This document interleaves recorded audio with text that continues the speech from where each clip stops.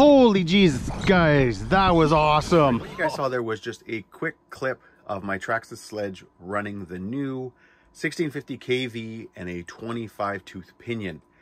I had started off with a 20 tooth pinion, and then I was on the forums and I was on the groups, and a lot of people were recommending the 25. Some people were even saying 26. So I thought I'll grab a 25, but I also grabbed, guys, a 23 tooth pinion. So if I find that the 25 tooth just brings the temperatures up too much, finds it, you know, I find it too hot, then hey, you know what? I'll drop down to the 23 tooth. But again, I've done quite a bit of research with the 1650, and I've seen it where people are using a 22 tooth and a 23 tooth, but they're also using a lower tooth spur. So something I've seen where it's 50, I think I've even seen a 48. So I'm thinking that the 25 tooth pinion with the 50 tooth spur should be pretty good. The point of this video, guys, is to go over the sledge the way it sits now. There will be a full running video coming very, very soon, but I just wanted to kind of do an update. So if people watch the action video, if they watch the running video, and they're like kind of curious on what I've done to the truck, they're curious about some of the parts, this is the video to watch. But anyways, let's get into it. All right, so start off, guys, with some of the obvious things. I picked up a clear body and I painted it with a Tamiya metallic blue, and I backed it in silver. I then grabbed all the Traxxas body bits. So you've got all the mounting parts here in the front, you've got the roof scoops, you have whatever these are. Again, they're just more like mounts that hold that under the cage underneath to the body. And I also, guys, picked up the orange wing as well. This was something I debated about, and it's funny because when I first did this, I did have the black body on, and I kind of liked the look of it, but I just picked this up, so I thought, hey, I'll put it on anyways. The other thing, guys, I have back here on the wing, I can bring you guys closer to see it right there. That is the KCRC. I don't know what the proper term, I don't know what he calls it, but basically, or even what Traxxas calls it, but it's what holds the wing in place. So when you pull these two screws out, this comes off, and then obviously you can take your wing off. I had broke two of the stock ones, so the ones that come with the truck, the Traxxas plastic ones. And when I got this piece, I was sort of worried that maybe by not allowing this piece to break, that I would have more damage with the wing or more damage with the wing mounts. And I had broke, guys, one of these wing mounts before, but that was with the stock plastic one. Since I've had this on, I haven't noticed any like added stress anywhere else. So it's not like since I put this on, and I've ran the truck probably 3 or 4 times with it on and crashed and all that kind of stuff, and nothing has happened. So yes, obviously I'm still going to break a wing mount if I do a bad landing, but I did that with the stock piece. So I think picking up this little metal piece definitely helps. I will leave a link in the description to the KCRC website if you're looking to grab one. Again, I had broke, I think, at least 2 of them before going this route. I had actually at one point just used screws and washers. That did work, but obviously, guys, this piece looks a lot nicer. One other quick thing, guys, I want to get into on the body is you can see I've got this kind of black little sort of fender flare thing going on. And that was done with pinstriping. So it's not paint, because I don't paint. If I try to paint a body and I try to mask things off, it never turns out well. I always end up with like bleeding, and it just doesn't look good. So the nice thing, guys, with the pinstriping is, and I haven't finished it yet, but you put the pinstriping on, you take a little bit of time, get it on as good as you can, and then little spots like this, hopefully you guys can see that right there, you actually just come up with like a hobby knife and you can just trim it a little bit. It's just because I've got a little bit of rollover there. Trim it a little bit and it'll be fine. And the other thing, guys, that's really, really nice about the pinstriping is it comes off very, very simple. If I was to grab, I've got it folded over here, but if I was to grab this, it would just come off. It doesn't leave any marks. So if you get it on and all of a sudden you find, okay, it's starting to tear, or you just decide, hey, you don't like it anymore, it comes off without having to, you know, you're not using any glue gun or anything like that on it. It's really, really simple. And again, it just kind of brings a little bit more black in. I noticed when I was done, everything here looked awesome. The roof skids looked awesome. Stickers were good. But I just had a lot of blue down here, and I thought, oh, you know what? I've got some pinstriping on the wall. I'm just going to put it on.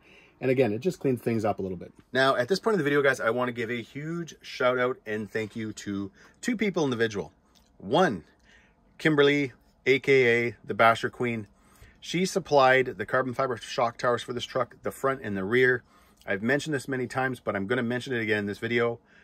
When I first got the truck, I ran it stock with the stock shock towers. I bent the rear one. I think it was like the second run. It was nothing crazy. and Kimberly hooked me up with a set of her towers, and I've not broke or bent. Obviously, I haven't bent them. I would break carbon fiber, but I have not broke them since I've had them, and I've done crazier landings, crazier crashes, and everything is awesome. And these guys here, just showing you, these are her brand new towers for the Corelli Shogun and a few other trucks. These will be going on the Shogun, guys, really, really soon. So I've got the front and rear shock towers. I've got the little knuckle arms. There's the top plate. And I think, oh, and the chassis tubes, the chassis braces as well are carbon fiber. So those are going to be going on the Shogun, guys, really, really soon. The other person I want to say thank you to is Kevin at KCRC. He's supplied the motor mount, the diff housing, all the new bearings in the truck, the stainless steel screws. This fan and this little top plate here on the fan, guys, also comes from KCRC. A couple other changes, guys, I made. I added the Traxxas orange aluminum collars. I did that, guys, basically based only on appearance. I just like the look of the aluminum collars, and I decided to change it up a little bit by using the orange one. These match my KCRC orange kind of top plate here that goes on the fan. I've covered this before, guys, in a video, but if you didn't watch that one and this is the first time you're watching a video on the truck, I really like these kind of top plates because they're aluminum. So most times when we put in something like an aftermarket ESC, you don't have that same clamp system or screws going in the bottom and really holding your ESC. And so usually we'll use something like a good industrial strength Velcro and then throw a zip tie around it.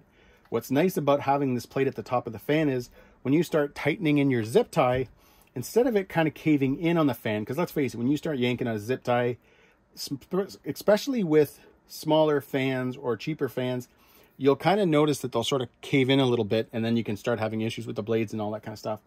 This plate here, guys, basically will not let that happen, because as you're tightening it, it's going against this aluminum plate. Now, these fans I got from KCRC, they seem to be possibly like a composite plastic. They're very, very thick. I don't think that would have necessarily happened. However, at some point, guys, this fan will come off, and I'll be going back to something like an aluminum low profile fan, because I do want to use this one on keeping the motor cool. So, but for now, it does the job. It does what I need to do. If you're wondering about this thing here, all it does is it takes that 3S balance port and it puts it into a single 6S. But the way the pins are set up is that it's still only going to run on 3S. So this will be able to plug into my 6S cell, power the fan. Yeah, I probably will notice a little bit of runtime difference, but now that I'm able to run the 6800 because I removed, bring you guys over, I removed the two kind of clamping system with the bar that goes across. That worked well for running this battery, guys. Gens Ace 5060 C-Pack, it's a single 6S. It worked nice, but I missed having a higher C rating pack, as well as, guys, just longer runtime. So I often run these 6800 milliamp packs from Gens Ace. They are 120C. And I run those in pretty much every truck. So I wanted to eventually get them into this truck. I had looked at a few of the companies out there that had made a replacement battery tray, but I didn't like the fact that with those, they were kind of like a flat tray and then there were strips of Velcro all around it. Most companies like to have some plastic and then the Velcro strap. So if you think of Arma, Arma's got that big long piece. Corelli, again, it also sits in kind of like a tray.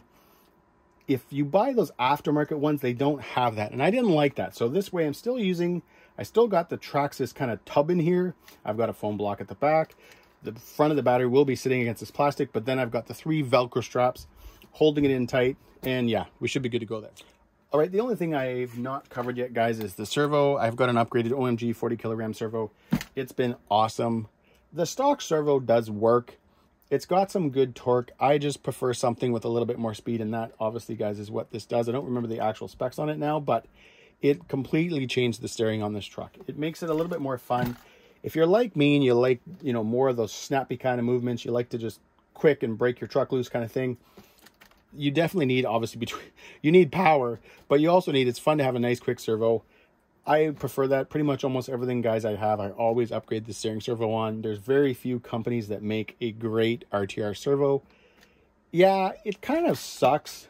A servo isn't really the most funnest thing to replace. You know, we like to replace, obviously, guys, cosmetic parts. We like to replace ESC and motors, getting more power, speed, all that kind of fun stuff. Steering servos, it's not really the most fun thing. As well as, guys, they can be expensive, but it definitely transforms the truck. And most companies that I have dealt with, from High-Tech to Savox, I can't really speak too much right now, guys, about the OMGs, just because I've only been using them, I think, now for about 6 or 8 months. But everything else, guys, I've ever bought when it comes to an aftermarket servo, they last. They literally years and years and years. So I think upgrading your steering servo is always a good thing. I'm also, guys, running, I haven't mentioned yet, but if you've watched any of the videos, I've got a Futaba receiver in here so I can run my Futaba 7PX. I'm not really a big fan of the stock RTR radio, especially the Traxxas one. So yeah, that's it, guys. Stainless steel screws. I did do all the blue steel bearings throughout the truck. That's it. If you enjoyed this video, give me a big thumbs up. Please subscribe. Enjoy the pics.